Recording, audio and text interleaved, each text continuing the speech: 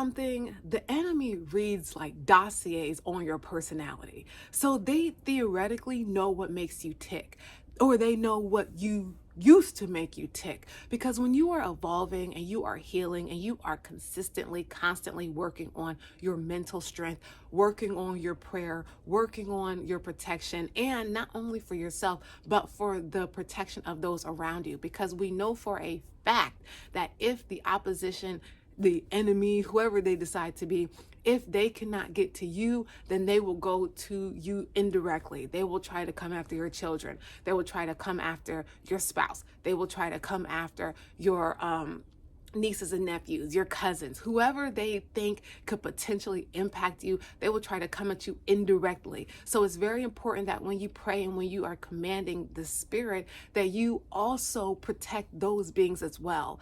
And notice that just because you get over something does not mean that the enemy or the opposition is not going to try to use that against you later on.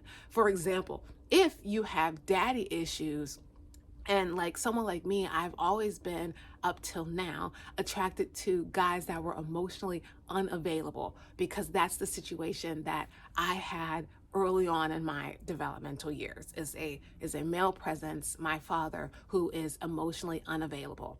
And so I noticed that I had this pattern that I just wanted, if I could get this guy that I was talking to see me, then, I feel like in my little girl self, that the girl that was waiting for my father to pick me up as a child and he never came. I remember sitting at the window at like 5, just like waiting, and for hours and hours and hours and hours, multiple times, for him to come pick me up. And every time I heard a car, every time I saw somebody walking, I thought it was him, and it wasn't.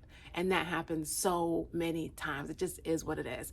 And so I attracted into my experience guys that were like that. Especially this one dude most recently, like he'll be around, then he'll vanish, which is something that I had experienced as a child.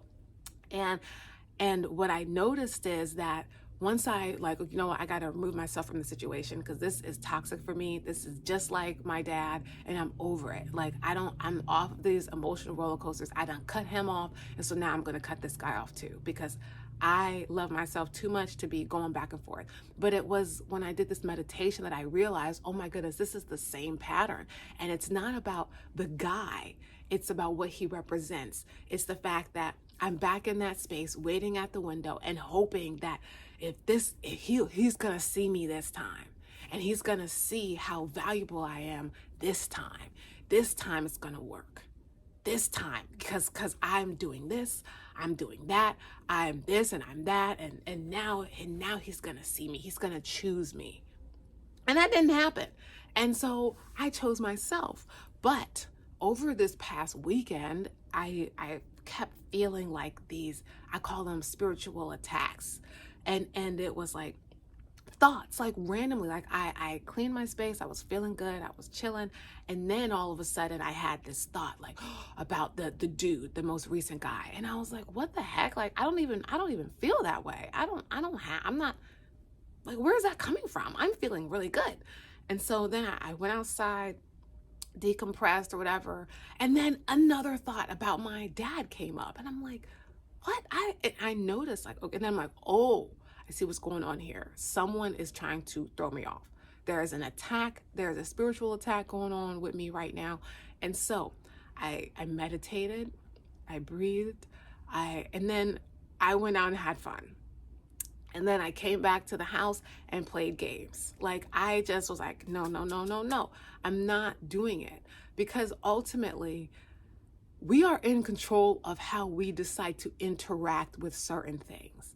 And I could not control the fact that I had an absentee father as a child.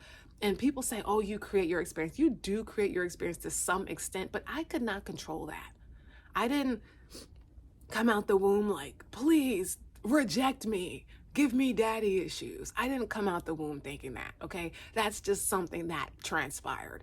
But what I can do is heal from that. And that's what I've done. And I've also, because I healed from him, but I did not heal the fragmented part of my soul. And so once I started praying that all fragmented parts of my soul return to me, all portions of my soul that were traumatized or stagnant or lost, that they are cleansed, purified, and returned back to me, that's when I realized, like, oh my gosh, I am doing it again. I am that little girl again with this particular guy.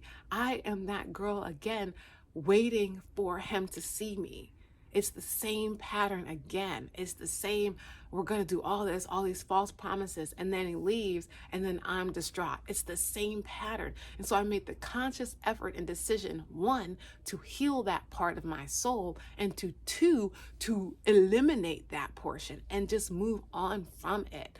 And that's what I did. And so when you are on a healing journey, remember to heal that part of your soul as well, that the fragmented, because you might not even know what portions, you might know it and you might not. You might not know which portions of your soul are fragmented and stuck in a traumatized state. You might not know it, but it could still be impacting you. And I've been on this journey of healing for years, and it was recently that I realized, oh my gosh, I'm in that thing again. I'm back at this child, and I realized, like I said, it wasn't even the dude, it was the energy that I was in again.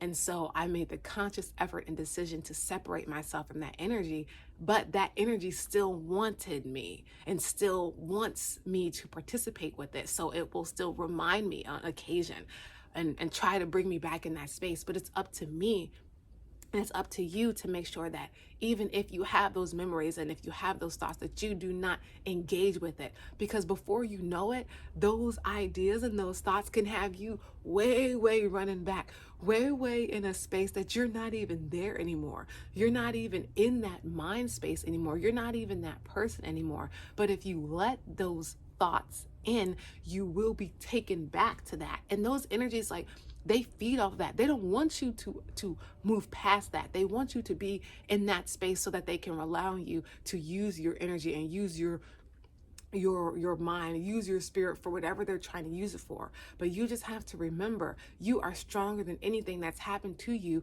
And in order for you to grow and move past it, you actually have to grow and move past it. And you do not need to be a product of your environment. You can have your environment be a reflection of you, but only through consistent work and effort. So when those thoughts come and those memories come, first, remind yourself that that is not me, that those are not my thoughts. Because you can, this is going to be another video, but you can actually perceive other people's thoughts and they feel like they're yours, but they're not. So protect yourself, guard your mind, and pray that your spirit is healed, that those fragmented portions of your soul are reconnected to you, and those traumatized portions of you get healed and come back to you, healed, purified, cleansed, and innocence restored, so that you can get past those things. And ask the primordial darkness, ask God, ask the Most High to assist you in this endeavor, and it will happen faster. See you next time.